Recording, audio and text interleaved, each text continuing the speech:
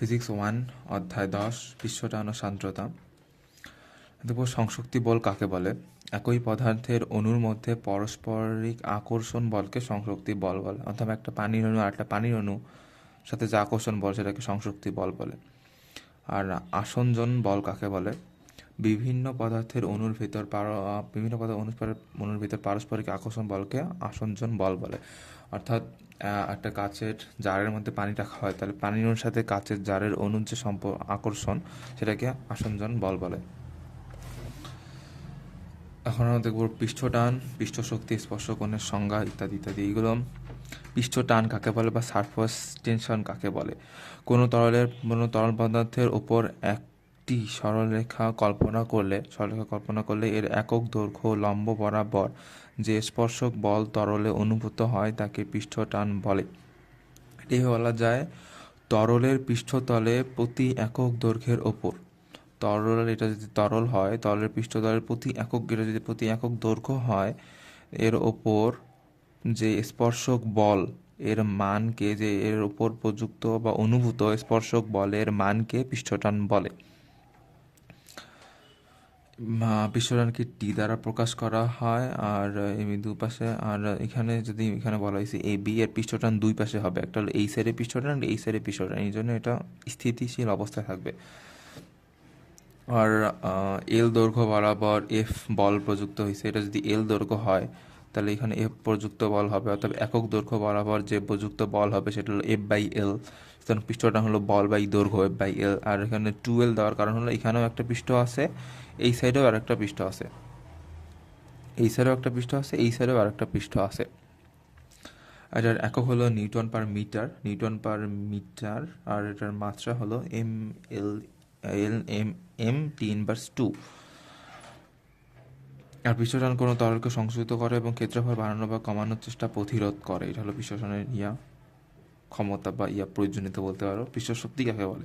কোনো তরলের পৃষ্ঠের ক্ষেত্রফল একক পরিমাণ বৃদ্ধি করতে যে পরিমাণ কাজ করতে হয় তাকে পৃষ্ঠশক্তি বলে। আমরা বলছি কোনো তরলের পৃষ্ঠের ক্ষেত্রফল একক পরিমাণ বৃদ্ধি করতে যে পরিমাণ কাজ করতে হয় তাকে পৃষ্ঠশক্তি বলে, দ্বারা প্রকাশ করা হয়। এটা আমরা একটু পরে দেখব, পৃষ্ঠটানা পৃষ্ঠ সম্পর্ক। কোনো তরলের পৃষ্ঠের ক্ষেত্রফল ডেল্টা এ পরিমাণ বৃদ্ধি করতে, মানে এটা পরিমাণের বৃদ্ধি যতটুকু হয়েছে, পরিমাণ যতটুকু বৃদ্ধি করানো হয়েছে তার পরিবর্তন ডেল্টা এ, তবে ডাব্লিউ ইকুয়াল টু কৃত কাজ হবে তখন ই ইজ ইকুয়াল টু ডাব্লিউ ভাগ ডেল্টা এ। এটারও একক নিউটন পার মিটার আর মাত্রাও m/T। পৃষ্ঠশক্তির পৃষ্ঠটানের একক একই ও মাত্রাও একই। পৃষ্ঠটান ও পৃষ্ঠশক্তির সম্পর্ক দেখবো আমরা মনে করি এবিসিডি একটি হালকা আয়তকার ফ্রেম। এই যে এবিসিডি হালকা আয়তকার ফ্রেম, যার এবি এডি এবং ডিসি বাহু স্থির। কেবল বিসি বাহু এবি এবং ডিসি বরাবর বাধাহীনভাবে চলাচল করতে পারে। অর্থাৎ এই বিসি বাহুটা এডি আর এডি বরাবর এই বরাবর চলাচল করতে পারে, দুই দিকে নড়াচড়া করতে পারে। ফ্রেমটিকে সাবান পানিতে ডুবে তুলে আনলে এর মাঝখানে একটি পাতলা পর্দা আটকে যায়। যেমন সাবান পানি দিলে এখানে একটা সাবানের যে থাকবে, সাবান পানির ফেনাটা ওইটা থাকবে, এখানে পাতলা পর্দা আটকে যাবে। পৃষ্ঠটানের জন্য এই পাতলা পর্দা ফ্রেমের প্রত্যেকটি বাহুকে ভেতর দিয়ে, পৃষ্ঠটানের জন্য এই পর্দাটা এই প্রত্যেকটা ফ্রেমের বাহুকে ভিতরের দিকে টানবে পৃষ্ঠটানের ফলে। কিন্তু বিসি বাহু ছাড়া অপর বাহুগুলো আটকানো অবস্থায় থাকা সেটি স্থির থাকবে। বিসি বাহু যেহেতু সবগুলো আটকানো অবস্থায়, বিসি বাহুতে নড়াচড়া করতে পারে, সুতরাং বিসি বাহুটা এদিকে আসবে। বিসি বাহুকে নিজ অবস্থায় স্থির থাকার জন্য বিপরীতমুখী পৃষ্ঠটানের পরিমাণ বিপরীতমুখী করতে হবে। যে স্থির রাখার জন্য পৃষ্ঠটানের সমপরিমাণ বিপরীতমুখী একটি বল প্রয়োগ করতে হবে। একে স্থির রাখার জন্য বিপরীতমুখী এই যে এফ সমপরিমাণ পৃষ্ঠটান দিতে হবে স্থির রাখার জন্য। যদি বিসি বাহুর দৈর্ঘ্য এল হয়, বিসি বাহুর দৈর্ঘ্য যদি এল হয় তাহলে তরলের পৃষ্ঠটান টি হয়। তবে বিসি বাহুর ভিতরমুখী বলের পরিমাণ, বিসি বাহুর দৈর্ঘ্য যদি এল হয়, ছোট হাতের এল, এবং তরলের পৃষ্ঠটান যদি টি হয়, তাহলে বলের পরিমাণ মানে ভিতরমুখী কি বলে টানতেছে ওটার পরিমাণ হলো L into T plus L into T. এখানে দুইবার এল ইন্টু টি কেন হইলো, 2LT। এটার কারণ হলো একটা কাঠি যদি এই সাইড দিয়ে, কি বলবো ওটাকে, এই সাইড দিয়ে যে ফেনাটা যতটুকু টানবে এই সাইড দিয়েও অতটুকুই টানবে। ওই জন্য এখানে বলা হয়েছে এরকম 2L দেওয়া হয়েছে, এখানে 2L আর ওটা বাকিটাই আছে। এখন আমরা এখানে দেখি, এখানে বিসি বাহুকে এক্স পরিমাণ দূরত্বে সরাতে কৃত কাজ। মোট কিন্তু এই যে 12টি এতটুক বাহু প্রয়োজন হয়, মানে এতটুক বলে টানতেছে এই বিসি বাহুকে এক্স পরিমাণ, এটাকে যদি এক্স পরিমাণ আমরা মানে নিয়ে যাই, তাহলে দূরত্ব সরাতে কৃতকাজ কত হবে? কৃতকাজ হবে 2LT ইন্টু এক্স, মানে 2LT এক্স। কৃতকাজ ধরুন ABCD পাতলা পর্দাটির মোট ক্ষেত্রফলের বৃদ্ধি হন। কৃতকাজ যদি হবে তখন পাতলা পর্দাটার মোট ক্ষেত্রফল কতটুকু বৃদ্ধি পাইলো? বৃদ্ধি পেয়েছে কিন্তু এতটুকু ক্ষেত্রফলের। এতটুকু ক্ষেত্রফল কতটুকু? এতটুকু ক্ষেত্রফল এখানে তো এটার এটার মান তো আমরা জানি, এটা 12 আর এটা এক্স। এতটুকু ক্ষেত্রফল বৃদ্ধি পাইছে, এটা 12 আর এটা এক্স। এটা 12, এটা এক্স, এতটুকু ক্ষেত্রফল বৃদ্ধি পাইছে যেহেতু পর্দার উপর এবং নিচের পৃষ্ঠ আছে, এটার জন্য 12 বোঝানো হয়েছে। এখন ক্ষেত্রফল বৃদ্ধিতে কাজের পরিমাণ, এখন আমরা বল জানি, বলটা কি ছিল? 2LTx আর নিচে হলো 2Lx, সুতরাং কাজের পরিমাণ হয়েছে হলো টি। বল আর বাই হলো ক্ষেত্রফল, মোট ক্ষেত্রফল বৃদ্ধি ডেল্টা, যেটা আমরা এখানে দেখছি আগেই, এতগুলো টি পৃষ্ঠ টান। কিন্তু একক ক্ষেত্রফল বৃদ্ধিতে কাজের পরিমাণ ইকুয়াল টু একক ক্ষেত্রফল সঞ্চিত শক্তি কি? পৃষ্ঠ শক্তি। একক ক্ষেত্রফল বৃদ্ধিতে কাজের পরিমাণ ওইটাই, আবার পুনঃ একক ক্ষেত্রফল সঞ্চিত স্থিতিশক্তি ইকুয়াল টু পৃষ্ঠ শক্তি। সুতরাং কোনো তরলের পৃষ্ঠ শক্তি সংখ্যাগতভাবে তরলের পৃষ্ঠ টানের সমান, তাই E ইকুয়াল টু টি প্রমাণিত। স্পর্শক কোণ কাকে বলে?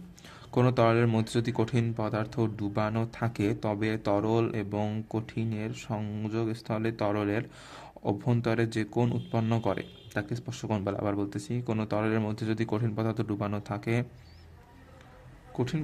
কোনো তরলের মধ্যে যদি কঠিন পদার্থ ডুবানো থাকে তবে তরল এবং কঠিনের মাঝখানে কঠিনের সংযোগস্থলে তরলের অভ্যন্তরে যে কোণ উৎপন্ন করে তাকে স্পর্শকোণ বলে। যখন এখানে পানি আছে, পানি আর এই কাচের মধ্যে যে আকর্ষণ বল সেটা হলো আসঞ্জন বল, আর আসঞ্জন বলের কারণে এই তরলটা এইভাবে বেঁকে গেছে, আর এর অভ্যন্তরে যে কোণটা সেটা হলো থিটা স্পর্শকোণ। আর এখানে পারদ আছে যেটার ঘনত্ব পানির চেয়ে বেশি, সেটা এইভাবে একটা স্তর, মানে এইভাবে, মানে কি বলে ওটাকে, পৃষ্ঠটানের জন্য এইভাবে একটা লেয়ার তৈরি করবে, যেটার কোণ হলো এটা হবে স্থূল কোণ, আর এই পানির সাথে যেটা করছে সেটা হবে সূক্ষ্ম কোণ। এখন এখানে বলছে হলো থিটা বা আলফা দ্বারা প্রকাশ করা হয়। এবার দেখো, পানি এবং কাচের স্পর্শকোণ 10 ডিগ্রি, মানে এটা 10 ডিগ্রি, আর কাচ ও পারদের স্পর্শকোণ 140 ডিগ্রি। তাই পানির চেয়ে পারদের ঘনত্ব বেশি জন্য এর স্থূল কোণ হবে।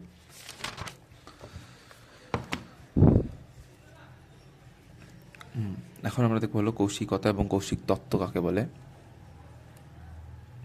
চুলের মতো সরু ছিদ্র বিশিষ্ট একটি নলকে কৌশিক নল বলে। চুলের মতো ছিদ্র নলকে কৌশিক নল বলে। এই নলকে কোনো তরলে ডুবালে নলের ভেতর বরাবর তরলের উচ্চতার হ্রাস বৃদ্ধি ঘটে। এই নলের ভেতর বরাবর তরলের উচ্চতার এই যে হ্রাস ঘটে, যদি ভারী হয়, আর যদি পাতলা হয় তাহলে এই যে হ্রাস বৃদ্ধি ঘটে। কৌশিক নলের ধর্মকে, এই কৌশিক নলটা যেটা আছে এটা ধর্মকে এই কৌশিকতা বলে।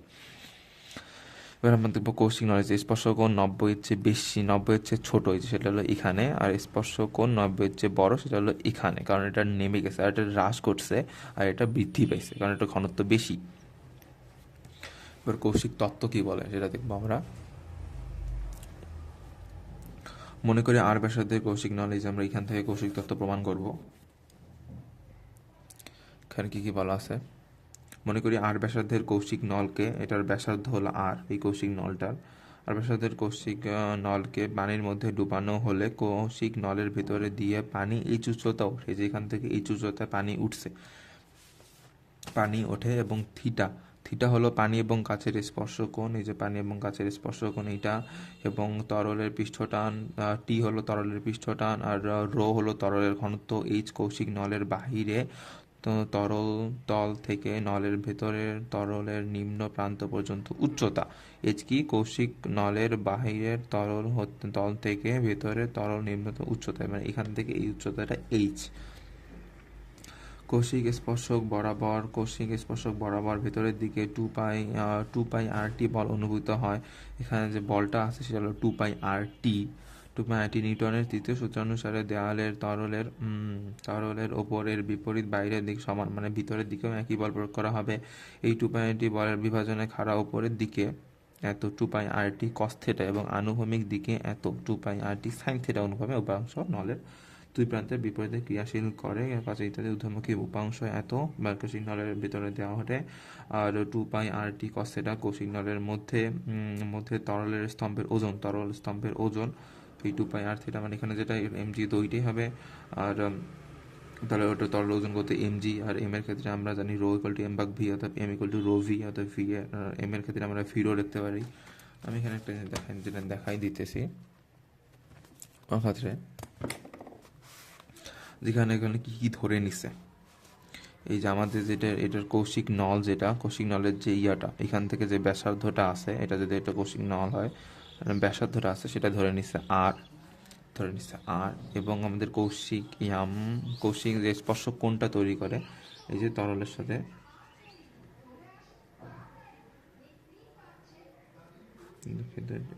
এইভাবে হবে এটা, এই যে এই কোণটা আছে, এই কোণটা কত হবে, এই কোণটা হবে থিটা, অতএব এই বাইরে যে কোণটা উৎপন্ন হবে ওইটাও থিটা, এটাও থিটা।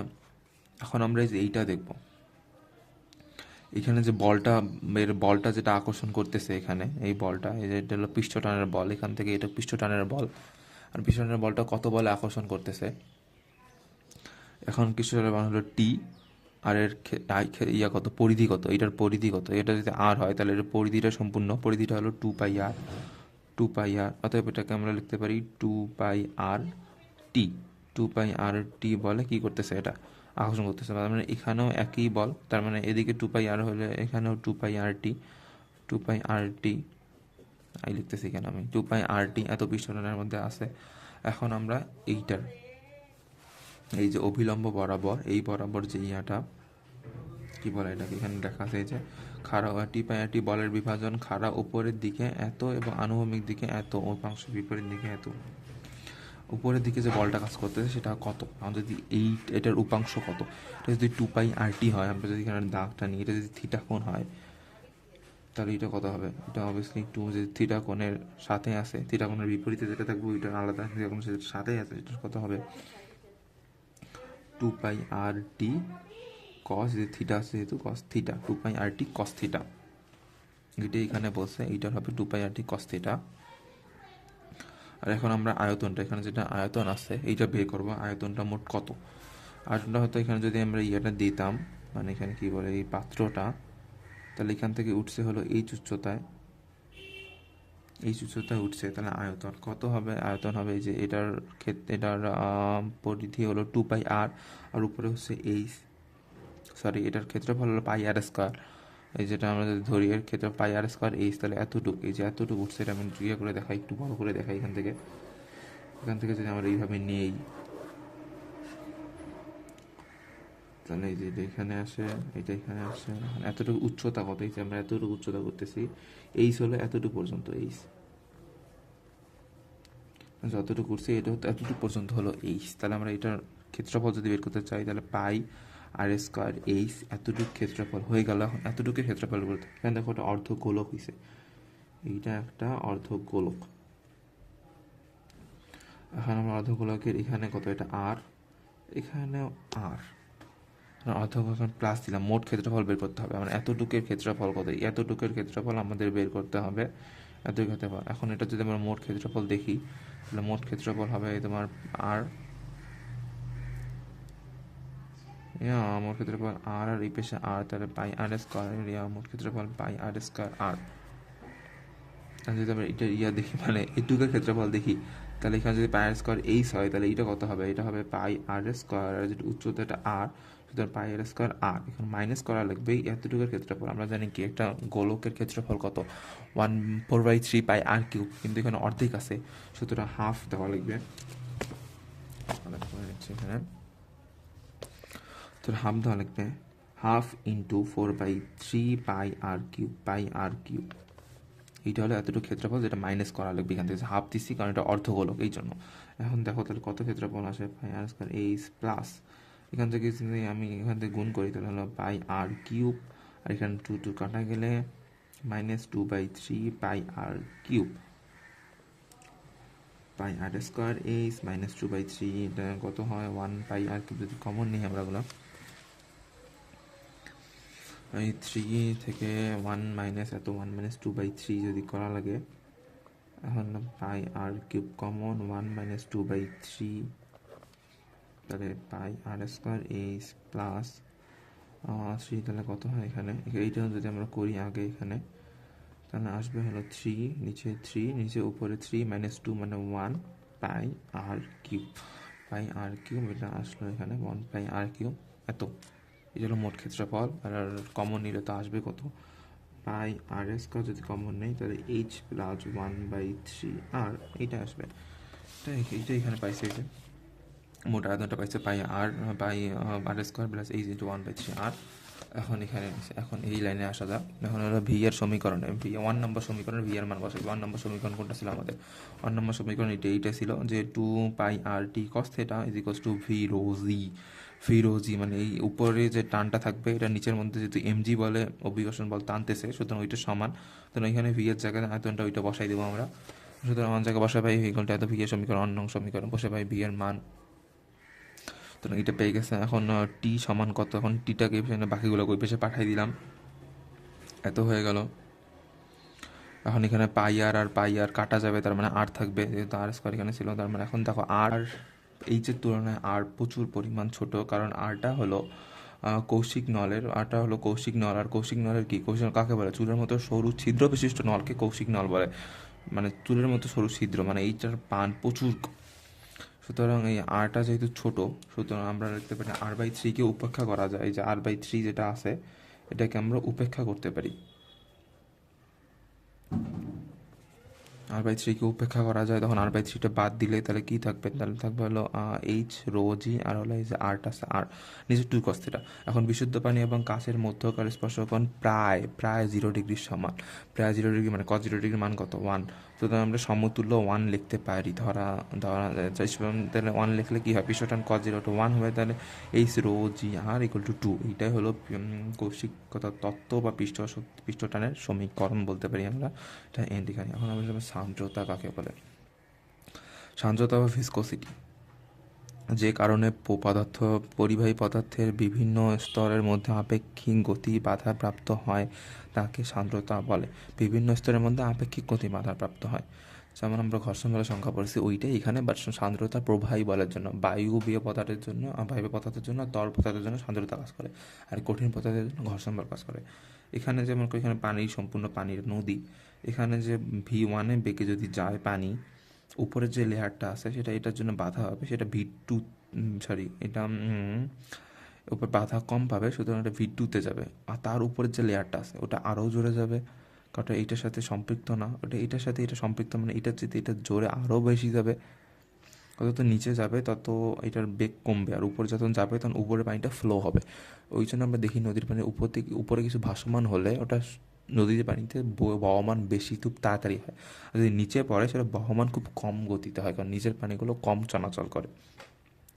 এবং এটাই দেখবো সান্দ্রতা গুণাঙ্ক আছে, বাকি যেগুলো আছে। ঘনত্ব বেশি হয় তাহলে সান্দ্রতা বাড়ে, ঘনত্ব কম হলে সান্দ্রতা হ্রাস পায়, মানে ঘনত্ব সমানুপাতিক সান্দ্রতা।